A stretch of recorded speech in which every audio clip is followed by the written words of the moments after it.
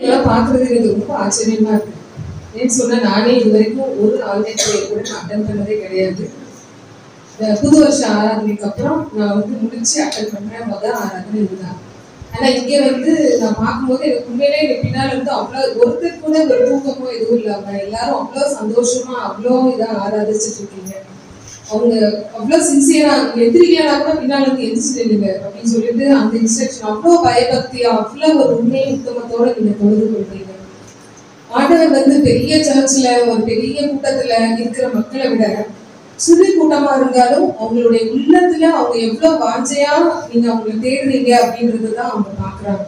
அதனால கண்டிப்பா ஒருத்தர் சோர்ந்து போகாதீங்க. இதுக்கு உண்டான எல்லா பலனுமே உங்களுக்கு உண்டு. அதைய சொல்லாம போகலாம். ஆண்டவர் எனக்கு கொடுத்து இன்னைக்கு என்ன அது அப்படின்னு சொன்னா, ஆக்சுவலா எனக்கு பிரதர் என்ன சொன்னாங்கன்னா, யூத்துக்கு நீங்க பேசிக்கன்னு சொல்லியிருந்தாங்க. நான் அதுக்கு பாதி ப்ரிப்பேர் பண்ணிட்டேன். காலையில இருந்து உட்கார்ந்துட்டு ப்ரிப்பேர் பண்ணிட்டேன். ப்ரிப்பேர் பண்ணிட்டு இருக்கும் போதே சொன்னாங்க, இல்லக்கா நீங்க எங்க போங்க, குடும்பத்துக்கு போயிருங்க அப்படின்ட்டாரு. நான் குடும்பத்துக்கு யூத்துக்காவது சரி நம்ம கிட்டத்தட்ட அப்படின்னு சொல்லிக்கலாம் அப்படின்னு பார்த்தேன். குடும்பத்துக்குன்னா பெரியவங்களா வந்தாங்க, நம்ம ஒன்றும் அவ்வளவு பெரிய ஆள் இல்லையே, நம்ம என்ன சொல்லுவோம் அப்படின்னு யோசித்தேன். ஆனாலும் திரும்பி நான் உட்காந்து கேட்டேன், ஏசப்பா நான் பாதி ப்ரிப்பேர் பண்ணிட்டேன், பாதி கிளறு தாண்ட பிறகு என்ன சொல்றாங்க, திரும்பி ரிட்டர்ன் போயிட்டு ஃபர்ஸ்ட்ல இருந்து திருப்பி 1 2 3 சொல்லிட்டு வான்னு சொல்றாங்க. சரி நீங்க தான் எனக்கு உங்க வார்த்தையை தரணும் அப்படின்னு சொல்லிட்டு நான் கேட்டப்போ எனக்கு கடவுள் கொடுத்த ஆண்டவர் கொடுத்த ஒரு 4 வகையான அன்பு, குடும்பத்துல இருக்க வேண்டிய 4 வகையான அன்பு. இது ஏற்கனவே நீங்க கேள்விப்பட்டிருக்கலாம் சில பேரு, இருந்தாலும் இது உங்களுக்கு இன்னைக்கு எந்த மாதிரி கடவுள் வெளிப்படுத்துறாரு அப்படின்னு சொல்லிட்டு பாருங்க. நான் அதையே டீச்சர்னு சொல்லியிருக்கேன். ஸோ கொஸ்டின் கேட்டுக்கிட்டே இருப்பேன் இடையில அலர்ட்டா இருக்கும். சரியா இருக்கீங்களா? சரி, இப்போ நமக்கு ஃபர்ஸ்ட் நான் வீடு கட்டுறதுக்கு என்னெல்லாம் வேணும், ஒரு வீடு கட்டணும்னா என்னெல்லாம் வேணும்? மணல், செங்கல், சிமெண்ட், மேஸ்திரி. மேஸ்திரி வேணும். இதெல்லாம் சேர்த்து தன்னால வீடு ஆகாது. மேஸ்திரி வேற, மணல் சொல்லிட்டாங்க, இடம் வேணும். சரி, செங்கல், மணல், சிமெண்ட், கம்பி, தண்ணி இதெல்லாம் வேணும் அப்படிதானே? சரி, இப்ப நம்ம நான் இதுக்கு எடுத்திருக்கிற வசனம் என்னன்னா நீதிமொழிகள் 24:3. நீதிமொழிகள் 24:3. வீடு ஞானத்தினாலே கட்டப்பட்டு விவேகத்தினாலே நிலைநிறுத்தப்படும். ஓகே, வீடு எதனால கட்டப்படும்? ஞானத்தினாலே கட்டப்படும். இப்ப நான் என்னெல்லாம் கேட்டேன், வீடு கட்டுறதுக்கு என்னெல்லாம் வேணும்னு கேட்டேன், நீங்க தான் பதில் சொன்னீங்க அப்படிதானே? இதெல்லாம் நான் ஒரு சின்ன ஒரு கதையா தான் சொல்றேன். இப்ப நைட்டு இதெல்லாம் இறங்கிடுச்சு. ஒரு வீடு கட்டுற இடம்லாம் இருக்கு, ரொம்ப அட்வான்ஸா நம்ம திங்க் பண்ணி சொல்லியிருக்கோம். இடம் இருக்கணும் அப்படின்னு சொல்லிட்டு. ஸோ இடம் இருக்கு, அந்த இடத்துலதான் சிமெண்ட், செங்கல், மண், கல் எல்லாம் சேர்ந்துருச்சு. எல்லாம் இறக்கிட்டு போயிட்டாங்க. அப்புறம் கொஞ்ச நேரம் ஆச்சு, நைட் ஆனோட அமைதியா இருக்கு. அப்ப மெதுவா செங்கல் தொடங்குது. இங்க பாருங்க, செங்கல் நான் தான் இருக்கிறதுலே ஸ்ட்ராங்கு, நான் இல்லாம என்ன இருக்காது, இந்த வீடு ஸ்ட்ராங்கா இருக்காது அப்படின்னு சொல்லுது செங்கல். உடனே என்ன சொல்லுது சிமெண்ட்? என்ன சொல்லுது, வெறும் செங்கலை மட்டும் அடுக்கி வச்சுட்டே போனா அது என்ன கிடையாது, வீடு கிடையாது. நான் இருக்கணும், உன்னை இணைக்கிறதுக்கு என்ன செய்யணும், நான் இருக்கணும் அப்படின்னு சிமெண்ட் சொல்லுது. அடுத்து மணல் என்ன சொல்லுது, வெறும் சிமெண்ட் என்ன செஞ்சிடும், உடனே உடஞ்சு போயிடும், நான் என்ன செய்யணும், அங்க இருக்கணும் அப்படின்னு சொல்லுது. உடனே அங்க இருந்து தண்ணி சிரிக்குது, அட லூசு பைகளா, என்ன செய்யணும், உங்க 2 பேரையும் சேர்க்கிறதுக்கு என்ன வேணும், நான் தண்ணி வேணும்னு சொல்லுது. அங்க இருந்து கம்பி எட்டி பார்க்குது, ஓ நீங்க எல்லாம் சேர்ந்துட்டா நீங்க வீடு ஆகிடுவீங்களா, சொவு வந்துருமா, பில்டிங் ஸ்ட்ராங்கா இருக்குமா, உங்களை எல்லாம் போடுறதுக்கு கான்கிரீட் போடுறதுக்கு யார் வேணும், நான் வேணும். உடனே இல்ல சொல்லிச்சு, இல்ல நான் தான் முக்கியம், நான் தான் முக்கியம்னு எல்லாமே என்ன செஞ்சிச்சு, சண்டை போட்டுச்சு. கடைசியில காலையில ஆச்சு, மேஸ்திரி வந்தாரு. மேஸ்திரிட்ட செங்கல் போய் சொல்லுது, என்னைய மட்டும் தான் நீங்க வச்சு வீடு கட்டணும். மணல் என்ன சொல்லுது, என்னைய மட்டும் தான் வச்சு நீங்க வீடு கட்டணும். சிமெண்ட் இப்படி ஆளாளுக்கு போய் சொல்றாங்க. மேஸ்திரி கேட்க முடியுமா? ஆளாளுக்கு எல்லாருக்கும் என்ன இருக்கு, அதுல ஒரு பங்கு இருக்கு. தனியா என்ன செய்ய முடியாது, எதையுமே செய்ய முடியாது அப்படிதானே? அதே மாதிரிதான் வீட்லயும், அதாவது ஆளாளுக்கு இருக்கிற கணவன், மனைவி, பிள்ளைங்க எல்லாருக்குமே என்ன செய்யுது, ஒரு பொறுப்பு இருக்கு. இதுல முதல் அன்பு, 4 அன்பு நான் சொல்லியிருக்கேன். இதுல முதலாவது அன்பு என்னன்னா ஈரோஸ் அன்பு. என்ன அன்பு? ஈரோஸ் அன்பு. அதாவது கிரீக் வேர்டு, நான் தமிழ் அர்த்தம் சொல்றேன். ஈரோஸ் அப்படின்னு சொன்னா தேவன் படைத்த பரிசுத்தமான அன்பு. அதாவது ஆதாம் ஏவாள் ஃபர்ஸ்ட் படிச்சது குடும்பமா தான் படிச்சாங்க. அண்ணா பாதி மெசேஜ் சொல்லிட்டாங்க பிரதர் உங்களுக்கு. ஆதாமும் ஏவாளுமா தான் படிச்சாங்க, குடும்பமா தான் படிச்சாங்க. அந்த கணவன் மனைவிக்கு இடையில வர்ற அன்பு, அதுதான் என்னது? பரிசுத்தமான அன்பு. சரியா? அது தேவனால படைக்கப்பட்ட அன்பு. அந்த கவிதை எல்லாம் நிறைய எழுதுறாங்க. சங்கீதம் தாவீதுலாம் சங்கீதத்துல நிறைய கவிதை எழுதியிருக்காரு அப்படின்னு சொல்லியிருக்காங்க. ஆனா முதல்லயே ஆதாம் ஒரு கவிதை எழுதிட்டாரு. அவர்கிட்ட ஏவாளை வந்து கொடுத்த உடனே ஆதாம் ஒரு கவிதை எழுதினாரு. என்ன தெரியுமா கவிதையா இருக்காது? ஆதாம் எழுதின கவிதை தெரியுமா? என்னோட எலும்பில் எலும்பும் என்ன செய்யறாங்க? மாம்சத்தில் மாம்சம். தான் முதல் கவிதை.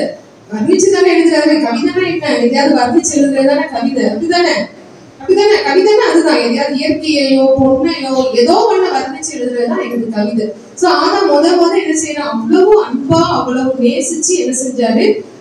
ஏவாளை பத்தி என்ன செஞ்சாரு? ஒரு கவிதை எழுதினாரு. சோ கணவன் மனைவிக்கு இடையில இருக்கிற அன்புக்கு இடையில யாரையுமே என்ன செய்யக்கூடாது? அலோ பண்ணக்கூடாது. அது அந்த சைடு பேரண்டா இருந்தாலும் சரி, இந்த சைடு பேரண்டா இருந்தாலும் சரி. என்ன பிரச்சனை உங்களுக்குள்ள வந்தாலும், ஏன்னா நீங்க தேவனா இன்னைக்கு நீங்க நானும் சேர்த்துதான். நம்ம யாரால இணைக்கப்பட்டவங்க? தேவனால் இணைக்கப்பட்டவங்க. என்ன வித பிரச்சனையா இருந்தாலும் அவங்க யாருமே என்ன செய்யக்கூடாது? பிரச்சனையை தீர்த்து வைக்கிறேன்னு 3வது ஆள் உள்ள அங்க வந்தாதான் அது பிரச்சனை. எந்த மனுஷனுமே அப்படி பெர்ஃபெக்டா இருக்கவே முடியாது. எந்த கணவனும் 100% பெர்ஃபெக்டா கணவன் கிடையாது. எந்த மனைவியுமே 100% கிடையாது. அதாவது கடவுளோட அவர் விளையாட விளையாட்டு என்ன அப்படின்னா, 2 ஆப்போசிட் தான் அவர் சேர்த்து வைப்பாரு. 2 சேம் போல. அதாவது சேம் போல்னா என்னன்னா பிளஸ் பிளஸ். நீங்க வயர்ல கனெக்ஷன் கொடுக்குறீங்க பாருங்க, பிளஸ் பிளஸையும் சேர்க்க மாட்டாங்க. ஒரு பிளஸும் ஒரு மைனஸும் தான் இருக்கும் எங்கேயுமே. அப்படிதானே? அந்த மாதிரி தான் 2 ஆப்போ. இவங்க வேற சூழ்நிலை, வளர்ந்தது எல்லாமே வேற சூழ்நிலை, ஹஸ்பண்ட் எல்லாமே வேற இவங்க 2 பேரும் சேர்ந்து ஒரு புது சூழ்நிலையை உருவாக்குவாங்க. அப்படிதானே? அவங்க வீட்டுல வளர்ந்ததுல இருந்து கொஞ்சம் குணங்கள் அவங்க கொண்டு வருவாங்க, இவங்க கொண்டு வந்தது கொஞ்சம் கொண்டு வருவாங்க. 2 சேர்ந்து ஒரு புது சூழ்நிலை வரும். அந்த சூழ்நிலையில அவங்க குழந்தை வளரும். அப்படிதான் நம்மளும் வளர்ந்துருப்போம். நம்ம வீட்டுல நம்ம அப்பா கொஞ்சம், நம்ம அம்மா கொஞ்சம் சேர்த்துதான் நம்ம வந்திருப்போம். சோ அந்த கணவனை என்ன செய்ய முடியாது? 100% பெர்ஃபெக்ட்டா என்ன செய்யக்கூடாது? மனைவி கிட்ட எதிர்பார்க்க கூடாது. அதேதான் யாருக்கு? மனைவிக்கும் கணவன் கிட்ட 100% எதிர்பார்க்க கூடாது. இதுல மனைவிகளுக்கு முக்கியமான என்னன்னா, நம்ம நிறைய புலம்புவோம். எங்கெல்லாம் சான்ஸ் கிடைக்கும் நம்ம அங்கெல்லாம் என்ன செய்வோம்? நம்மளுடைய ஹஸ்பண்டை பத்தி புலம்பாம. இது வந்து ஹஸ்பண்ட் அவ்வளவு பண்ண மாட்டாங்க. நல்லா யோசிச்சு பாருங்க. ஹஸ்பண்ட் வந்து இன்னொரு ஹஸ்பண்ட் கிட்ட போய், இன்னொரு ஆண் கிட்ட போய் நம்மளை விட்டு கொடுக்கறது மீன்ஸ் கிண்டலுக்கு பேசுவாங்க, வைப்பாங்க. ஆனா புலம்ப மாட்டாங்க போயிட்டு. ஆனா நம்ம என்ன தெரியுமா? சான்ஸ் என்னையும் சேர்த்துதான் நான் சொல்றேன், நானும் அப்படிதான். சான்ஸ் கிடைக்கும் போதெல்லாம் என்ன செய்வோம்? அப்படி ஒரு இதை எப்ப பாருங்க உள்ள இருக்கும். நமக்கு அன்பு இருக்கதான் செய்யும். என்ன அதிகபட்சமா நம்ம என்ன பண்ணுவோம்? லேடிஸ் ரொம்ப எக்ஸ்பெக்ட் பண்ணுவோம். நான் ஸ்கூல்ல வேலை பார்க்கும்போது ஒரு டீச்சர் சொல்லுவாங்க, அவங்க இந்த சினிமால சீரியல் எல்லாம் பார்த்துட்டு ஒரு வெட்டிங் டேவோ பர்த்டேவோ வந்தா அவங்க சொல்றாங்க, நமக்கும் என்னைக்காவது ஒரு நாள் கையில பின்னால அப்படி மறைச்சு வச்சுட்டு வந்துட்டு என்ன கொண்டு வந்திருக்கேன் சொல்லி பார்க்கலாம். இது எதுதான் வருவோம்? சினிமாலையும் சீரியல்ல தான் வரும். அந்த டைரக்டர் வாங்கி கொடுத்துட்டு இப்படி வாங்கிடுவாரு. சினிமாலையும் சீரியல்ல தான் வரும். நம்ம வந்து அதை நினைச்சுக்கிறோம், நமக்கு எப்போ இப்படிலாம் கிஃப்ட் கொடுப்பாங்க அப்படின்னு சொல்லிட்டு. ஆக்சுவலா நிறைய ஜென்ஸ் இருக்கிறாங்க, கொடுக்குறவங்க இருக்காங்க. அது அவங்க கொடுத்து வச்சது. சரியா? அதாவது கொடுக்கல அப்படின்னா அவங்களுக்கு அன்பு இல்லைன்னு அர்த்தம். அவங்களுக்கு அன்பு இல்லைன்னு அர்த்தம் கிடையாது. சில ஹஸ்பண்டுக்கு அதை காமிக்க தெரியாது. சோ அத நீங்க வந்து ஒரு 10 நாள்லயே இந்த குடும்பத்துல இருந்து ஏற்றி விடுவாங்க. அவனுக்கு ஃபர்ஸ்ட் பர்த்டே வந்து கொடுத்தானா, ஏதாவது கொடுத்தானா, வெளியே கூட்டு போனானா, பூவாய் கொடுத்தானா, புரியுதா? சோ அந்த மாதிரி யார் உங்க ஹஸ்பண்ட் அவரு, நீங்க தான் அவர் கூட கடைசி வரைக்கும் இருக்க போறீங்க. அவருதான் உங்களுக்கு, நீங்க தான் அவருக்கு. அவ்வளவுதான். இதுல வேற யாரும் கிடையாது. சோ அவர் கொடுக்குறாரு கொடுக்கல, நல்லா யோசிச்சு பாத்தீங்கன்னா அவரு பாவம் மனுஷன் சம்பாதிச்சு கொண்டு குடும்பத்துக்கு தான் கொடுப்பாரு. சரியா? அவருக்கும் ஒரு ஷர்ட் வாங்க மாட்டாரு, அவருக்கும் ஒரு எதுவுமே வந்து இடிச்சு போயிடும். 5 பேர் அது நம்ம கருத்துவி கூட யூஸ் பண்ண முடியாது. ஆனாலும் என்ன செய்ய மாட்டாரு? அதை தூக்கி போட மாட்டாரு. அதுதான் அவர் யூஸ் பண்ணிட்டு இருப்பாரு. அந்த அளவு அவர் இருப்பாரு. நம்ம என்ன செய்ய மாட்டோம்? அதெல்லாம் பார்க்க மாட்டோம். எனக்கு வந்து இல்ல வெட்டிங் டே வந்து வெட்டிங் டே 2 பேருக்கு தான் வெட்டிங் டே. இதுதானே 2 பேருக்கு தான் வெட்டிங் டே. கல்யாண நாள்ல இல்ல 2 பேருக்கு தான். ஆனா நம்ம என்ன கேட்போம்? எனக்கு வாங்கி கொடுத்தீங்களா, வெட்டிங் டே வாங்கி கொடுத்தீங்களா, பர்த்டேக்கு வாங்கி கொடுத்தீங்களா? சோ அப்படி இல்லாதபடிக்கு நம்ம கணவனை புரிஞ்சுக்கணும். நம்ம ஃபர்ஸ்ட் புரிஞ்சுக்கணும். இப்போ கணவர்களும் அப்படிதான். சில காரியங்கள் வந்து அதாவது சின்ன சின்ன மிஸ்டேக்ஸ், அதாவது அவ்வளோ வேலை செய்வாங்க ஒய்ஃபு. வேலைக்கு போறவங்களும் இப்ப இங்க இருக்கிற வேலைக்கு போயிட்டு வீட்லயும் வந்தீங்க தெரியல. நீ எங்க ஊர்ல இருந்தா முக்காவாசி பேர் அங்க என்ன செய்யறாங்க, வேலைக்கு போயிட்டு வீட்லயும் வந்து செய்வாங்க. அந்த பால் அப்படி பொங்கி இருக்கும், உடனே அங்க இருந்து சவுண்ட் வந்துடும். அதான என்னைக்கு நீ பாலை பொங்காம காஃபி போட்ட அப்படின்னு அங்க இருந்து கத்துவாங்க. அவங்களுக்கு காலையில 5 அடுப்பு இருக்கும், 4 பர்னர் இருக்கும், இன்னொரு இண்டக்ஷன் இருக்கும். அவ்வளவு இதுலயும் ஒன்னொன்னா வச்சுட்டே இருப்போம். சோ ஏதாவது ஒண்ணு எங்கேயாவது ஒண்ணு நடக்கதான் செய்யும். அதனால என்ன செய்ய மாட்டாங்க அவங்க, சின்ன சின்ன சின்ன சின்ன பிரச்சனைகள் வர்றதுதான். சோ இந்த மாதிரி கூட இல்லாம என்ன செய்யணும், நம்ம கணவன்களும் மனைவிகளும் புரிஞ்சுக்கிடணும், ஒருத்தருக்கு ஒருத்தர் அன்பா இருக்கணும். கத்தி தான், அந்த கத்தி தான் என்ன பண்ணுவோம் அப்படின்னு சொன்னா வெஜிடபிளையும் வெட்டும், எல்லாத்தையும் வெட்டும். அதே தான் மனுஷனுக்கையும் அதை தான் வச்சு கொடுத்துறாங்க. சோ அந்த கத்திய நம்ம எதுக்கு யூஸ் பண்றோம் தான் இருக்கு. சோ குடும்பத்துக்குள்ள உள்ள கணவன் மனைவிக்குள்ள உள்ள அன்பு ரொம்ப ரொம்ப ரொம்ப புனிதமானது. அதை வேற யாருக்கு என்ன செய்யக்கூடாது, விட்டு கொடுக்கவே கூடாது. 3வது ஆளை நீங்க சில நேரங்கள்ல சில பெண்கள் பாத்தீங்கன்னா அவங்க அந்த ஹஸ்பண்ட் ஒருவேளை அவங்க தப்பாவே இருந்திருக்கலாம், ஆனா அதுக்காக என்ன செய்யறது, இன்னொருத்தர போய் அதை போய் ஷேர் பண்ணும் போது அவர் நல்லவரா இருந்தா என்ன செய்வாரு, அப்படி சிலர் என்ன செய்வாங்க, அதை யூஸ் பண்ணி அவங்க பாதையே மாறி போறது கூட சில நேரங்கள்ல அவங்க என்னென்ன எதிர்பார்க்க, ஒரு சின்ன சின்ன காரியங்கள் எதிர்பார்த்திருப்பாங்க, அது என் ஹஸ்பண்ட் செய்யலன்னு ஒண்ணு, இவரு நல்ல சோல் இல்லை நல்லவரா இல்லைன்னா என்ன பண்ணுவாங்க, அதை தனக்கு சாதகமாக்கி அதனால அது நிறைய பெண்களோட வாழ்க்கையை என்ன செஞ்சிருக்கு, வீணா போயிருக்கு அப்படின்னு சொல்லிட்டு பார்க்கலாம்.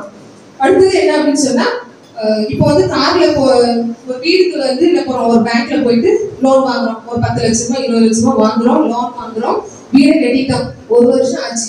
திருப்பி அந்த பேங்க் போயிட்டு மேனேஜர்கிட்ட போயிட்டு, எப்பா நான் வீடு கட்டிட்டேன், வீடெல்லாம் சூப்பரா இருக்கு, எல்லாம் இருக்கு, ஆனா அந்த வீட்டுக்குள்ள என்ன இல்ல, சமாதானமே இல்ல, அதுக்கு ஏதாவது லோன் கொடுக்க முடியுமா?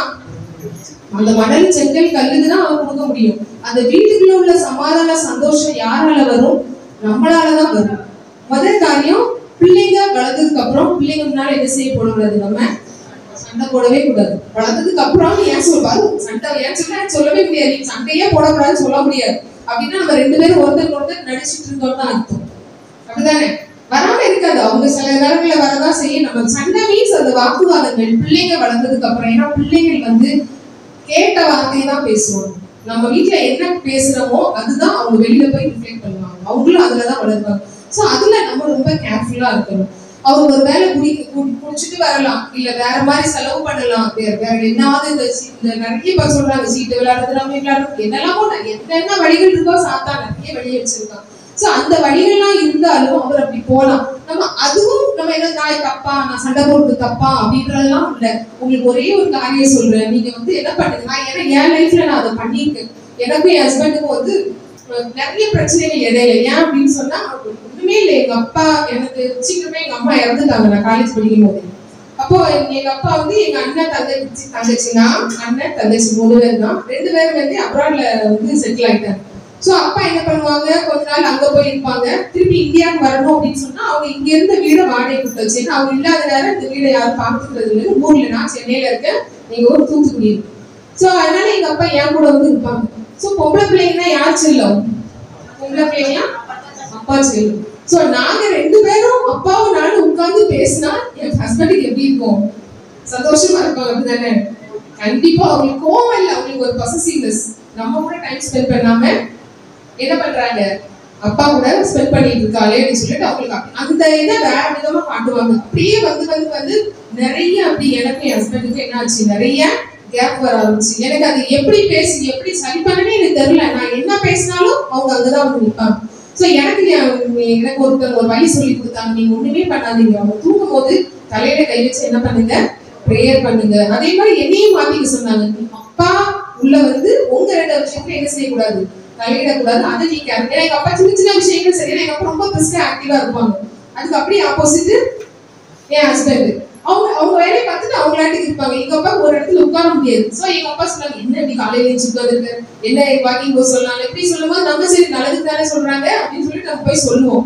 ஆனா அது அவங்களுக்கு என்ன செய்யாது, பிடிக்காது. நம்ம அப்பா சொல்லி வந்து சொல்றது அவங்களுக்கு பிடிக்காது. அதனால என்ன பண்ணுவாங்க, அவங்களுக்கு அது ஒரு கோபமாவே மாறி அது வேற மாதிரி பயங்கர இதாக ஆரம்பிச்சு. அப்பதான் இந்த சின்ன இதை நான் ஃபாலோ பண்ண ஆரம்பிச்சேன். அவங்க தூங்குனதுக்கு அப்புறம் நான் என்ன செய்ய ஆரம்பிச்சேன், எந்த 3ஆம் மனுஷனையும் கூப்பிடல, கடவுள் அவர் மட்டும்தான் நம்ம பிரச்சனையை சால்வ் பண்ண முடியும். எல்லா மனுஷங்களும் கேட்டு பின்னால போய் 4 விதமா பேசுவாங்க. பாத்தியா, அவ சரியில்லை, இப்படிதான் பேச தெரியுமே வழியே யாருக்கு அது சொல்யூஷன் உண்மையா யாருமே செய்ய மாட்டாங்க. சொல்ல மாட்டாங்க. நீங்க வந்து நேரா கடவுள்கிட்ட வந்து முழங்கால போடுங்க, நீங்க எனக்கு சொல்யூஷன் சொல்லுங்க அப்படின்னு கேளுங்க. நீங்க எனக்கு பதில் சொல்லுங்க ஈசன். நம்ம அவரை நம்பிதானே வந்திருக்கோம். நமக்கு அவர் ஒரே ஒரு கடவுள் தானே. நமக்கு இதுக்கு ஒரு கடவுள், அதுக்கு ஒரு கடவுள், அதுக்கு ஒரு கடவுள், எல்லாத்துக்கும் அவர் ஒருத்தர் தான்.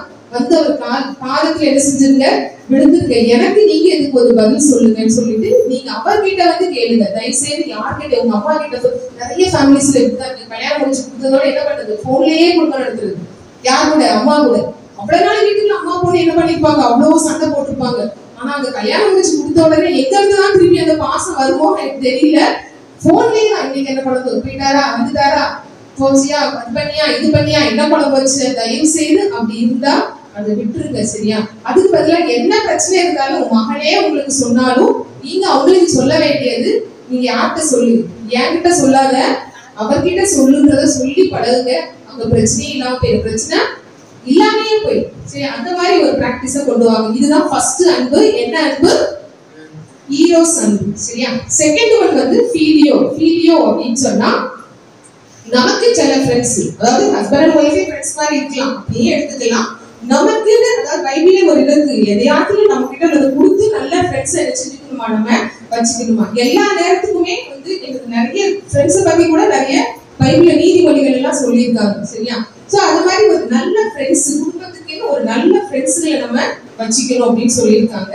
சோ இதுதான் என்ன அன்பு அப்படின்னு சொன்னா ஃபீலியோ அன்பு. அது வந்து ஹஸ்பண்ட் அண்ட் ஒய்ஃப்குள்ள கூட சிலர் இருக்காங்க நல்ல ஃப்ரெண்ட்ஸ் தான். என்னனாலும் என் ஹஸ்பண்ட் கிட்ட ஷேர் பண்ணலாம். அவர் இதே இது நல்லா பாத்தீங்கன்னா அந்த ஹஸ்பண்டே வெளியில ஒரு சின்ன தப்பு நடந்திருக்கும், அவர் என்ன பண்ணிடுறாரு, பரவாயில்ல விட்டுருக்காங்க. அதே இதை கையில கொண்டு காஃபி கொடுப்பாங்க, சிந்திடும். உடனே என்ன விடும், ஹஸ்பண்ட் ஒய்ஃபுக்கு திட்டு விடும். இதே இது வெளியில அட்ஜஸ்ட் பண்ணி, நம்ம ஒய்ஃப் சைடு அப்படிதான், நம்ம வெளியில அட்ஜஸ்ட் பண்ணிடுவோம். என்ன காரியமானாலும் வெளியில நம்ம அப்படியே என்ன செய்வோம், காலம் தூக்கிட்டு ரொம்ப பிளெக்சிபிள்பா, அவர் பயங்கரமா அட்ஜஸ்ட் பண்ணி போயிடுவாரு. அவர் ரொம்ப பொறுமைசாலியமான, அவர் சத்தமே வெளியில இருக்காது. ஆனா வீட்டுக்குள்ளதான் அவருக்கு, அவர் ஒய்ஃபுக்கு தான் அவர் சத்தம் எவ்வளவு தெரியும், அவங்க ஒய்ஃப் சத்தம் எவ்வளவுன்றது யாருக்கு தெரியும், அவங்க ஹஸ்பண்டுக்கு தான் தெரியும். சோ அந்த அளவு வெளியில சிலர் இருக்காங்க, வெளியில ஒரு ஃபேஸ், வீட்டுக்குள்ள ஒரு ஃபேஸ். சோ அந்த மாதிரி இல்லாதபடிக்கு ஒரு நல்ல ஒரு ஃப்ரெண்ட்ஷிப்பா கூட என்ன செய்யலாம், இருக்கலாம். அதாவது ஒரு பைக் வாங்குறோம், கார் வாங்குறோம்னா போட்டு அதை அப்படி தொடச்சி கழுவி அதுக்கு என்னென்ன இன்சூரன்ஸ் போடணுமா, அது போடணுமா, இது போடணுமான்னு பார்ப்போம். ஆனா வீட்டுக்கு கல்யாணம் பண்ணி கொடுத்ததோட என்ன செய்யறது, அதை மெயின்டைன் பண்றதுக்கு என்ன மெயினா வேணும் அப்படின்னா அன்புன்ற ஒண்ணுதான் வேணும். வீட்டுக்குள்ள ஒரு நல்ல வீடா இருக்கணும் அப்படின்னு சொன்னா அங்க என்ன கட்டப்பட்டிருக்கணும், அன்பால அந்த வீடு கட்டப்பட்டிருக்கணும். அதுக்கு முக்கியமா என்ன அப்படின்னு சொன்னா என்ன இருக்கணும் அப்படின்னா குடும்ப ஜோபம் அப்படின்னு சொல்லிட்டு ஒண்ணு இருக்கணும். அப்படிதானே? இங்க வந்திருக்கிற எல்லாமே குடும்பத்துல பாதி குடும்பத்தை காணும். அப்படிதானே? பாதி குடும்பம் தான் இங்க இருக்கு, மீதி குடும்பம் வீட்டுல தூங்கிட்டு இருக்கா. சரி, அவங்களுக்கு நம்பிக்கை, அவங்களுக்கு சேர்த்து நீங்க ப்ரேயர் பண்ணிட்டு வரீங்க. இப்ப நானே தனியா தான் வந்திருக்கேன், என் ஹஸ்பண்டுக்கு வேலை இருக்குன்னு சொல்லிட்டு. சரியா? சோ அந்த மாதிரி ஒருத்தருக்கு ஒருத்தர், ஒருவர் மேல ஒருவர் வந்து தாங்குற அன்பு இருக்கணும். அதை பார்த்துதான் உங்க பிள்ளைங்க வளருவாங்க. சரியா? அடுத்தது வந்து அப்படி பார்த்தீங்கன்னா ஸ்டோர்ஜி, ஸ்டோர்ஜி அப்படின்னு சொன்னா பேரண்ட்ஸ்க்கும் சில்ட்ரனுக்கும் உள்ள ரிலேஷன்ஷிப், பேரண்ட்ஸ்க்கும் சில்ட்ரனுக்கும். இப்ப எங்க அம்மா காலத்துல என்னோட நான் சின்ன பிள்ளைங்கள்ல 17 இயர்ஸ் வரைக்கும் எனக்கு எங்க அம்மா இருந்தாங்க. ஆனா அந்த 17 இயர்ஸும் நான் எங்க அம்மா நிறைய ஹெல்ப் பண்ணுவேன், கூடயே தான் இருப்பேன், எல்லா வேலையும் செய்வேன். ஆனா எங்க அம்மா கிட்ட நான் வந்து தைரியமா உன்னை பேச முடியாது, எனக்கு ஒரு பயம் இருக்கும். அந்த ஜெனரேஷன் அப்படி இருந்தது. அம்மா கிட்ட என்ன செய்ய முடியாது, ஃப்ரீயா எதையும் பேச முடியாது. அப்படிதான் எங்க அப்பாட்ட நல்லா பேசுவோம், எதுனாலும் பேசுவேன். எங்க அப்பாட்ட எனக்கு நல்ல ஞாபகம் வருதுல, ஒரு கொலுசு தொலைஞ்சிச்சு, பீச்சுக்கு போயிருந்தோம், ஒரு கொலுசு தொலைஞ்சிச்சு. ஒரு கொலுசு தான் என் காலில் இருக்கு, வீட்டுக்கு அது கூட பார்த்தா அவ்வளவுதான். எங்க அம்மாட்ட சொன்னா என்ன பண்ணிருக்காங்க, தோலை முடிச்சிருவாங்க. அந்த கொலுசை நான் எங்கெல்லாம் ஒழிச்சு எங்க அம்மா கண்ணில் பற்றக்கூடாது, அந்த கொலுசு பார்த்தா மீதி தான் கொலுசு கேட்பாங்களேன்ட்டு நான் என்னோட ஸ்கூல் பேக்ல அப்புறம் கூட மாதிரி ஒரு பேக் வச்சிருப்பேன். எவ்வளவு பேருக்கு ஞாபகம் இருக்குன்னு தெரியல. கூட மாதிரி இருக்கும், அது மூடி போட்டு ஒரு கூட இருக்கும். அந்த கூடைக்குள்ள வச்சிருக்கேன், புக்குள்ள வச்சிருக்கேன், வச்சு 1 மாசம் எனக்கு தூக்கம் கிடையாது. ஏன்னா நம்ம தான் தொலைச்சு தப்பு பண்ணிருக்கோமே, தூக்கமே இல்லை. எப்படி சொல்ல அம்மாட்ட, எப்படி சொல்ல கடைசி எங்க அம்மாட்ட கடைசி வரைக்கும் சொல்ல தைரியமே இல்லை. அப்புறம் நேரம் எங்க அப்பாட்ட போய் அவ்வளோ இது அப்படி நான் உங்களுக்கு சொல்லுவேன், நீங்க திட்டக்கூடாது, நான் உங்களுக்கு சொல்லுவேன், நீங்க என்ன அப்படி பண்ண, ஏமா நீ சொல்லுவா, ஒண்ணும் செய்ய மாட்டேன், நீ சொல்லுவா. நான் எனக்கு ஒரு கொலுசு தொலைஞ்சிருச்சுப்பா. நான் எங்க அப்பா பார்த்துட்டு அம்மா இதுக்கு தானாமா அப்படின்ட்டாங்க. அப்புறம் தான் இருந்துச்சு, இதுக்கா நம்ம அப்பா கிட்ட சொல்றதுக்கு, அம்மா கிட்ட பேசுறதுக்கே நம்ம அவ்வளவு பயந்துருக்கோம் அந்த ஜெனரேஷன். ஆனா இப்போ அப்படி இருக்காங்களா பிள்ளைங்க? அப்படி இருக்காங்களா? இல்லவே இல்லை. நம்ம அதிகாரம் பண்றாங்க, அப்படிதானே? அவங்க சொல்றதா நம்ம கேட்கிறோம். அப்படியே மாறி போச்சு நிலைமை எல்லாம். ஒரு சின்ன விஷயத்துக்கு கூட நம்ம பயந்தோம். ஆனா நான் அப்பவே முடிவு எடுத்தேன், எப்பா நம்ம இப்படி இருக்கவே கூடாதுப்பா பிள்ளைங்க கிட்ட. எவ்வளவு பயம் அம்மா கிட்ட. மார்க் 60 மார்க் எடுத்துட்டாலும் அடி விழுங்க, 100 மார்க் எடுத்துட்டாலும் அடி விழும், அடுத்த எடுக்கணும்னு அடி விழும், 60 மார்க் எடுத்துட்டா ஏன் மார்க் கிட்ட அடி விழும், என்ன எடுத்துட்டு வந்தாலும் அடி விழும். காலேஜ் படிக்கிற வரைக்கும் 17 இயர்ஸ் எங்க அம்மா, நான் வந்து அந்த 17 இயர்ஸ் செகண்ட் இயர் படிக்கிறேன். அந்த செகண்ட் இயர் ரிசல்ட் எடுத்துட்டு வந்து காலேஜ் வரைக்கும் நான் 12th வரைக்கும் தமிழ் மீடியம். அப்பெல்லாம் நாங்க படிக்கும்போது தமிழ் மீடியம் தான் இருக்கும். ஏதாவது ஒரு ஸ்கூல்ல ஒரு இங்கிலீஷ் மீடியம் ஸ்கூல் இருக்கும். காலேஜ் போய் தான் நான் இங்கிலீஷ்லயே ஃபுல்லா படிக்கிறோம். அது ஒரு பெரிய விஷயம், இங்கிலீஷ்ல ஃபுல்லா படிக்கணுமா அப்படின்றது ஒரு பெரிய கதை. அது படிச்சு நம்ம ஃபர்ஸ்ட் கிளாஸ் எடுத்தாச்சு. ஆனா கூட நீ என்ன 68% தான் எடுத்துட்டு தமிழர் தான் வச்சிருந்தாங்க. அப்படியே ஒரு மொட்டை என் மண்டையில. அந்த மாதிரி எதுக்கு எடுத்தாலும் அடிதான், டமால் டிமால்ட்டு. ஆனா இப்ப அடிச்சானா யார் வந்துருவா கொடுக்க? யார் வருவா வீட்டுல? பொம்பளை பிள்ளைய அடிக்கிறேன்னு யார் வந்துருவா? ஏன்னா எல்லாம் டேடிஸ் லிட்டில் பிரின்சஸ் அப்படிதானே. இப்ப எல்லாம் அப்படிதான் சொல்லிட்டு திரியிறாங்க. எங்க வீட்டுல ஒண்ணு கிடக்கு, டேடிஸ் லிட்டில் பிரின்சஸ் அப்படின்னு சொல்லிட்டு. ஆனா ஒரு வேலை செய்யாம கிடக்குது. சரியா? சோ அதனால பேரண்ட்ஸும் இவங்க எப்படி இருக்கணும், நான் எங்க அம்மா மாதிரியே இருக்க சொல்லல. அது மாதிரி சில பேரண்ட்ஸ் வந்து கண்டுக்கிறதே இல்லை. எப்படி இருந்தாலும் அவ சுதந்திரம் அதுல தலைகிறது, அப்படியும் நம்ம இருக்க கூடாது. ஒரு நல்ல ரிலேஷன்ஷிப் இருக்கணும், கண்டிப்பா இருக்கிறதுல கண்டிப்பா இருக்கணும். ஒருத்த வந்து சர்ச்சுக்கு, அதாவது இப்பெல்லாம் வந்துருவாங்க, இப்ப எல்லாம் உட்காந்துருக்காங்க வருங்க, இப்பெல்லாம் வந்துருவாங்க. இன்னும் கொஞ்சம் காலம் வளரட்டுமே, அவங்களுக்கு 4 விஷயம் நம்மளை விட நிறைய என்ன செஞ்சுக்குமா தெரிஞ்சுக்குவாங்க அப்படின்னு நினைச்சுக்கிறாங்க. எனக்கு நிறைய தெரியும், உனக்கு என்ன தெரியும். ஏன்னா அந்த மொபைல்ல நான் ஆப்ரேட் பண்ண ஆரம்பிச்ச உடனே அவங்களுக்கு நினைப்பு உலகத்து ஞானம் எல்லாம் என்ன செஞ்சுட்டு நமக்கு வந்துட்டு அப்படின்னு சொல்லி அவங்களுக்கு ஒரு நினைப்பு. ஒரு 100 ரூபாய் சம்பாதிச்சுட்டு வர சொல்லுங்களேன், சம்பாதிச்சுவாங்களா? அந்த வயசுல முடியாது. அதுதானே, நம்ம வயசுல நம்ம அந்த அளவுக்கு நம்ம ஞானமா தான் இருக்கோம். இந்த வயசுல வர டெக்னாலஜிக்கு அவங்க ஞானமா இருக்காங்க, அவ்வளவுதான். சரியா? இப்போ அந்த பையன் வந்து சர்ச்சுக்கே வரமாட்டான். அவனுக்கு வந்து டீனேஜ், சரியா, ஒரு 17-18 வயசு ஆயிடுச்சு. அவன் சர்ச்சுக்கே வரமாட்டான். ஆனா அவங்க அப்பா சொல்றாரு, ஏன்பா இப்படி சின்ன பிள்ளைலாம் சண்டே ஸ்கூல் வந்த, அது வந்த, இது வந்த, எல்லாமே ஆன்லைன் ப்ரேயர்லாம் அப்படி வந்து உட்கார்ந்துருக்கிய, ஆனா நீ இப்ப ஏன் சர்ச்சுக்கே வரமாட்டேங்கிறோன்னு அந்த மாதிரி சொல்றான். சர்ச்ல என்ன இருக்கு, என்ன ஒழுங்கு இருக்கு, அவருக்கு சரியா, இப்படி சரியா, பின்னால் ஒருத்தர் தூங்குறாரு, முன்னாள் ஒருத்தர் சண்டை போடுறாரு, இதான நடக்கு சர்ச்சில். அதுக்கு நான் வராம நினைச்சுக்கிறேன். நான் கடவுளை போய் எனக்கு ஒருக்கும் என்ன இருக்கு, ரிலேஷன்ஷிப் இருக்கு, நீங்க அதை என்ன செய்ய வேண்டாம், கேட்க வேண்டாம், நான் பாத்துக்கிறேன் அப்படின்னு. அப்ப இவர் வந்து அந்த பாஸ்டர் கூட்டு போனாராம். சார் இப்படி பண்றான், இவன் என்ன பண்ண. அவர் என்ன பண்ணாராம், ஒரு டம்ளர் தண்ணியை கொடுத்துட்டு, நீ இதை என்ன செய்யணும், சிந்தாம இந்த சர்ச் முழுக்க என்ன செய்யணும், சுத்தி 2 ரவுண்டு வரணும் அப்படின்னு சொல்லிட்டு. உடனே இவன் வந்து என்ன பண்ணானா, அந்த டம்ளர் என்ன பண்ணிட்டே வந்தானா, அந்த சர்ச் முழுக்க ஒரு 2 தடவை சுத்தி வந்திருக்கான். வந்த உடனே அவர் வந்து கேட்டாராம், இப்ப சர்ச்ல இப்ப 4 பேர் உள்ள போனாங்க பாத்தியா, இந்த சர்ச்ல 4 பேர் பாக்கல, இல்லையே பாக்கல, ஏன் பாக்கலன்னா, என் கையில அந்த டம்ளர் தண்ணி கொடுத்துருக்கீங்க, நான் அதை என்ன செஞ்சேன், அதை சிந்தாம பார்த்துட்டு வந்ததுல நான் வேற எதையுமே பார்க்கல அப்படின்னு சொல்லிட்டு. அப்ப அவர் சொன்னாரா, இதே மாதிரிதான் நீ சர்ச்சுக்கு வா, யார பார்க்க வர, ஏசப்பா மட்டும் தான் நீ பார்க்க வர, நீ அவர் மட்டும் பாரு, உன்னை சுத்தி நடக்கிறத நீ பார்க்காத. உனக்கு வார்த்தை வந்து அது யார் சொல்றாங்க, இப்ப நான் சொல்றேன்னா நான் 100% நான் பெர்ஃபெக்ட் கிடையாது. எனக்கே நிறைய மெசேஜ் வேணும், எனக்கே நிறைய தேவைப்படும். எல்லாருக்கும் அப்படிதான். இயேசு தவிர யாருமே என்ன கிடையாது, நீதிமானே கிடையாது, அப்படிதானே. சோ அந்த மாதிரி நீ உனக்கு என்ன வார்த்தை வருது அதை மட்டும் நீ கேளு, அது டைரக்டா உனக்கும் அவருக்கும் உள்ளது. அதனால நீ சுத்தி உள்ள காரியங்களை பார்க்காத. இதுல நீங்க வந்து ரொம்ப தெளிவா இருக்கும். பிள்ளைங்க சர்ச்சுக்கு வரத என்ன செய்யாதீங்க, வராம இருக்கிறத எந்த நாளுமே அனுபவிக்காது. அதே மாதிரி அந்த மொபைல்ல இருக்கட்டும், எந்த காரியம் கேட்டவொடனே மொபைல் வாங்கி கொடுக்குறது, கேட்டவொடனே பைக் வாங்கி கொடுக்குறது. சோ இதுல எல்லாம் கொஞ்சம் இருக்கு. அதுக்கு ஒரு வயசு வரும்போது நீங்க அந்தந்த காரியங்களுக்கு என்ன பண்ணலாம், பிள்ளைங்களுக்கு நீங்க இடம் கொடுக்கலாம். அடுத்ததுதான் லாஸ்ட் வந்து அகாபே அன்பு. அகாபே லவ்னா என்னன்னா நமக்கு தெரிஞ்சிருக்கும்.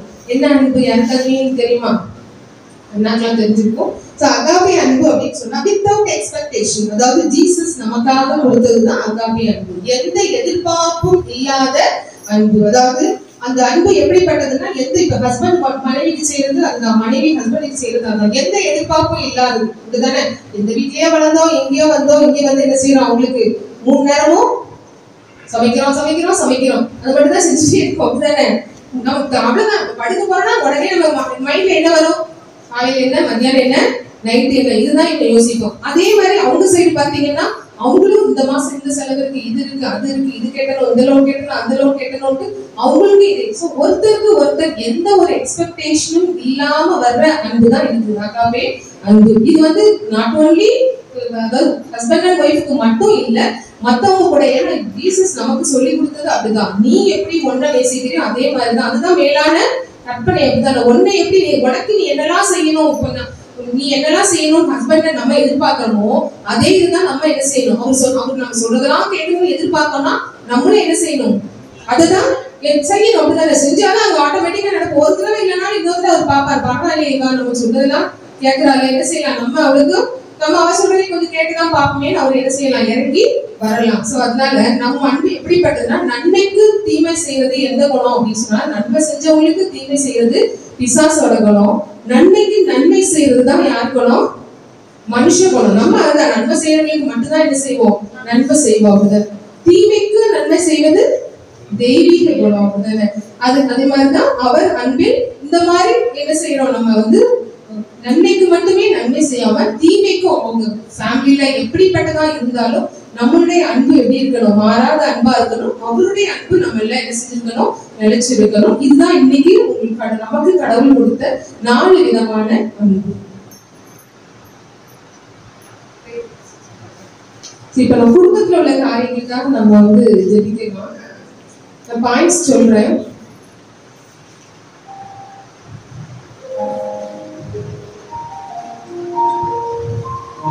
அதாவது நம்மளுடைய குடும்பத்துல ரட்சிக்கப்படாத குடும்ப உறுப்பினர்கள் இருப்பாங்க. இப்ப நம்ம ரட்சிக்கப்பட்ட போய் தான் இங்க வந்து வாஜையில தான் இங்க வந்திருக்கோம். இன்னும் நம்ம குடும்பத்துல பிள்ளைகளோ மாமனாரோ மாமியாரோ ஹஸ்பண்டோ இன்னும் நம்ம ஃபேமிலியில நிறைய பேர் ரட்சிக்கப்படாம இருக்கலாம். அவங்களுடைய ரட்சிப்புக்காகவும் மூத்த குடிமக்கள்னா நம்ம அம்மாவோ அப்பாவோ மாமா மாமியாரோ இல்ல சித்தப்பா பெரியப்பா யாரோ வயசானவங்க அவங்களுடைய நல்ல ஒரு ஆவி ஆத்மா சரீரம் சமாதானத்துக்காகவும் நம்முடைய குடும்பம் நோய் நொடி இல்லாத வாழ்க்கிறது 3 பாயிண்ட்டுக்காகவும் குடும்ப உறுப்பினர்கள் எல்லாரும் ரட்சிக்கப்படணும். நோய் நொடி இல்லாத ஆரோக்கியமான வாழ்வு வாழணும். நம்ம குடும்பத்தில் உள்ள மூத்த குடிமக்கள் எல்லாரும் ஆவி ஆத்மா மற்றும் சரீரம் சமாதானத்தோடு இருக்கிறதுக்காக யாராவது ஒருத்தர் ஜெபிக்கலாம்.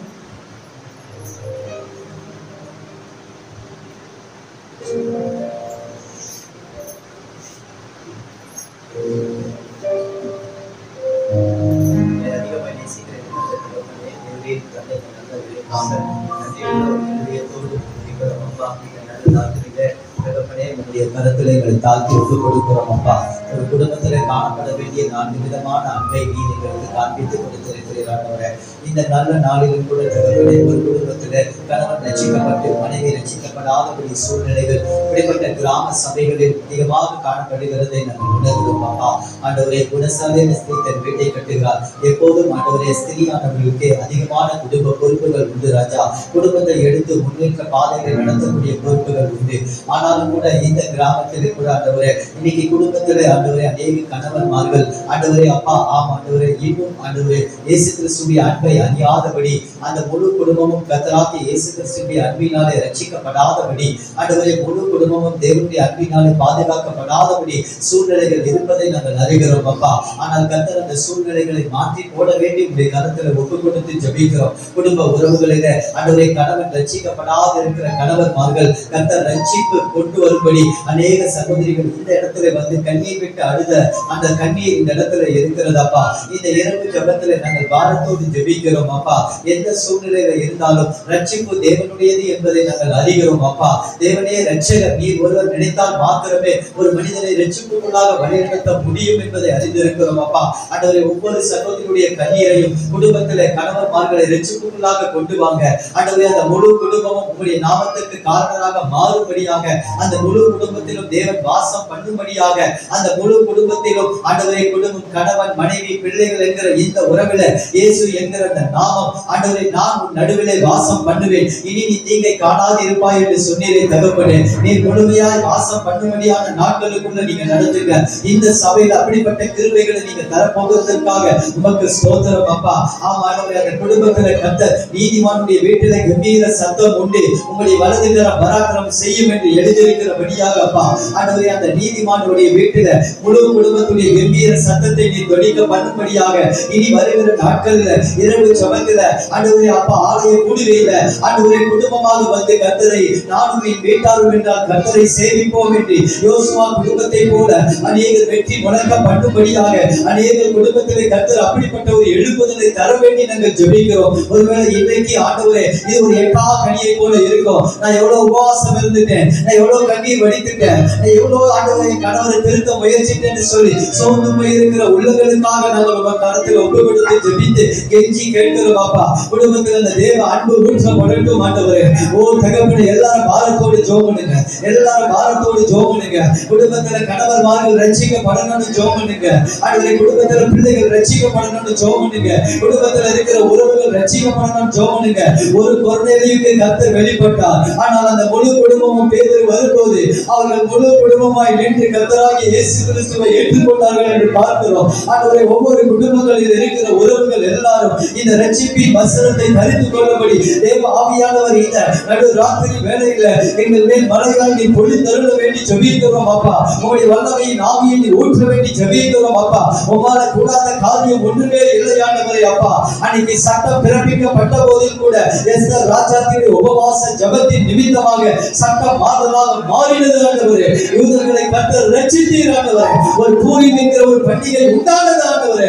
அதே போல ஒரு ஆடல் பாடல்களும் ஏதேனிலே தோன்றின அதே மகிழ்ச்சியும் ஒவ்வொரு குடும்பங்களிலும் காணப்படும்படியாக ஆண்டவரை யாக்கோபு திரும்பி வந்து அமர்ந்து சுகித்திருப்பார் என்று சொல்லப்பட்டது போல, சுக வாழ்பவர்கள் வாழ்க்கையில துளிர்க்கும் என்று சொல்லப்பட்டது போல, ஆண்டவரை ஆரோனின் கோடு கர்த்தர் துளிர்க்க வைத்தது போல ஆண்டவரே. ஓ தகப்பனே, ஒவ்வொரு குடும்பத்திலும் அந்த ரட்சிப்பின் கோல் ஆண்டவரை துளிர்க்க தக்கதாக, ஆண்டவரை குடும்பங்கள் கட்டி எழுப்பப்படத்தக்கதாக அநேக சாட்சிகள் ஆண்டவரை உறவுகள் ரட்சிக்கப்பட்டார்கள், ஆண்டவரை கணவன்மார் ரட்சிக்கப்பட்டார் என்று சொல்லி அற்புத சாட்சிகளை இந்த இரவு வேளையிலே நடு ராத்திரி வேளையிலே ஆண்டவரை குடும்பங்கள் தேவ பக்தியாக, ஆண்டவரை குடும்பங்கள் தேவ சாயலாக, ஆண்டவரை குடும்பங்கள் கர்த்தர் ஏற்படுத்தின அந்த பெரும் உன்னத நோக்கத்தாக ஆண்டவரை கர்த்தர் ஆண்டவரை உன்னத ஆண்டவரை தெய்வீக சந்ததியாக, பக்தி உள்ள சந்ததியாக குடும்பங்கள் கட்டி எழுப்பப்படட்டும் ஆண்டவரே. ஒருவர் பரலோகத்துக்குரியவர்களாயும் ஒருவர்கள் ஆண்டவரை நாசத்துக்குரியவர்களாயும் இல்ல ஆண்டவரே. அந்த முழு குடும்பமும் ரட்சிக்கப்படும்படி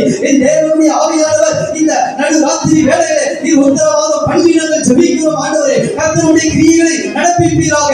நெடுநாள் காத்திருக்கிறது இருதயத்தை இழைக்கப்படும், விரும்பினது வரும்போது அந்த ஜீவ விருட்சத்தை போல இருக்கும் என்று சொன்னது போல ஆண்டவரை இந்த திருச்சபையிலே கர்த்தர் அப்படிப்பட்ட ஆண்டவரை சுக வாழ்வையும் துளிர்க்க வைக்க வேண்டினார்கள். ஆண்டவரை ஒவ்வொருடைய மன விருப்பங்களையும் மன ஐயங்களையும் நீக்கி ராஜா அவருடைய மன விருப்பங்களை தந்தையில் ஆசீர்வதிக்க வேண்டி ஜெபிக்கிறோம்.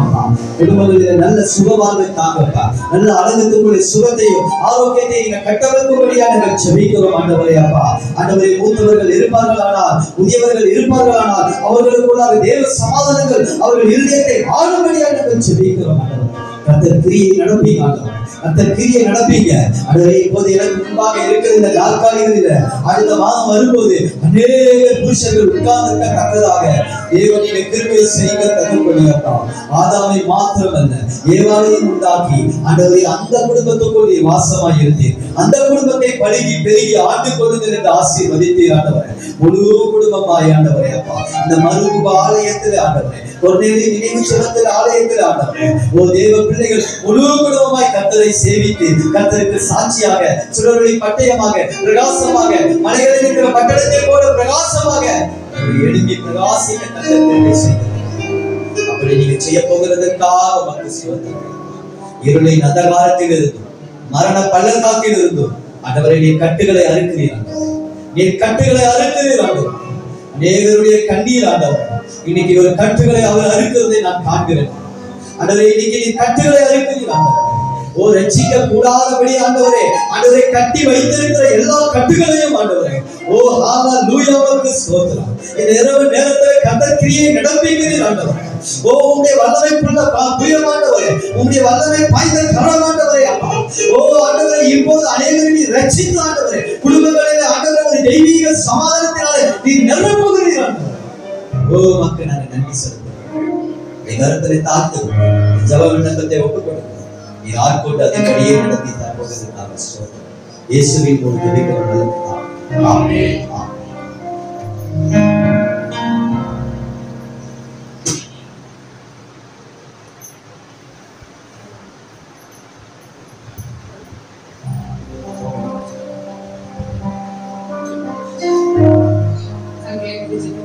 மக்களை அதிகமாக நேசிக்கிற நல்ல கூட்டமாக எங்களை கூடி வர செய்த கிருபைக்காக நன்றி அப்பா. சுவாமி, நீங்க எவர்களை முன்குறித்திருந்தீங்களோ அவர்களை அழைத்து வந்திருக்கீங்க தகப்பனே. வந்திருக்கிற ஒவ்வொருவரையும் உடைய கருத்துல பிடிக்கிறோம் அப்பா. அவர்கள் என்ன உள்ளத்துல என்ன பாரங்கள் என்ன கவலைகள் இருந்தாலும் நீர் ஒருவர் மாத்திரமே அறிவிய தகப்பனே அப்பா. உள்ளங்களின் ஆழங்களை ஆராய்ந்தறிகிற தேவன் தகப்பனே. பிள்ளைகளோடு இடைப்படுங்க, அவர்களுக்கு ஆறுதலை கொடுக்க தகப்பனே. அடுத்த தடவை அவங்க வர்றதுக்கு முன்னாடி கர்த்தாவே அதுல ஒரு பெரிய மாற்றத்தை கட்டளையிடுங்க. அது எந்த ஒரு காரியமா இருந்தாலும் தகப்பனே அப்பா, உங்களுக்கு லேசான காரியம் தகப்பனே அப்பா. நீங்க கர்த்தாவே பிள்ளைகள் கர்த்தாவே விசுவாசத்தை நீங்க வர்த்திக்க பண்ணுங்க. இன்னும் அவர்கள் அதிகமாய் வளர நீங்க உதவி செய்யுங்க. ஒரு நாள் அவர்கள் சோர்ந்து விடாதபடிக்கு உண்மை நோக்கி பார்த்த முகங்கள் அப்பா வெட்கப்பட்டு போவதில்லை என்று நாங்கள் வாசிக்கிறோம் அப்பா. உங்களுடைய ஒரு வார்த்தையை வீணாய் திரும்புவதில்லை தகப்பனே. நீங்க இன்று அவர்கள் கொடுத்த வார்த்தைக்காக நன்றி. உங்களுடைய தேவ அன்பினால அவர்கள் குடும்பம் கட்டப்பட உதவி செய்ய பிசாசு எந்த ஒரு தந்திரமான காரியங்களை அப்பா கொண்டு வந்து பிள்ளைகளுடைய சமாதானத்தை கெடுத்து விடாதபடிக்கு தகப்பனை வேலி அடைத்து காத்துக் கொள்ளுங்க. தினமும் ஒவ்வொரு குடும்ப ஜபமாய் கர்த்தாவை குடும்பத்தை ஐக்கியத்துல இணைக்க நீங்க உதவி செய்யுங்க. அதற்கு வருகிற எல்லா தடைகளையும் நீங்க போடுங்க. வாலிப பிள்ளைகளை குடும்பத்தில் உள்ள கர்த்தாவை வாலிப பிள்ளைகளை இந்த கடத்துல கொடுக்கிறோம். இந்த காலத்துல இருக்கிற பிசாசின் தந்திரங்கள் எத்தனையும் பிள்ளைகள் விழுந்து விடாத பாவத்துக்கு பயந்து விலகி ஓடத்தக்கனால் உதவி செய்யுங்க. ஒவ்வொருவர் கர்த்தாவை வாழ்க்கையில உங்களுடைய வசனம் உதைக்கப்பட்ட பிள்ளைகள் கர்த்தாவை அப்பா பேரண்ட்ஸ் அப்பா பெற்றோர்கள் பிள்ளைகளுக்காக சிந்திக்கிற கண்ணீர்கள் ஒரு நாள் வீணாய் போகாதபடிக்கு தகப்பனை நீங்க அவங்க பிள்ளைகளை நீங்க ஆசீர்வதிக்க போற கிருபைக்காய் நன்றி. மீதியான நேரத்தை இப்படி கருத்துல கொடுக்கிறோம். பொறுப்படுத்திக் கொள்ளுங்க. இயேசு மூலம் ஜெபம் கேளு எங்கள் நல்ல தகப்பனே.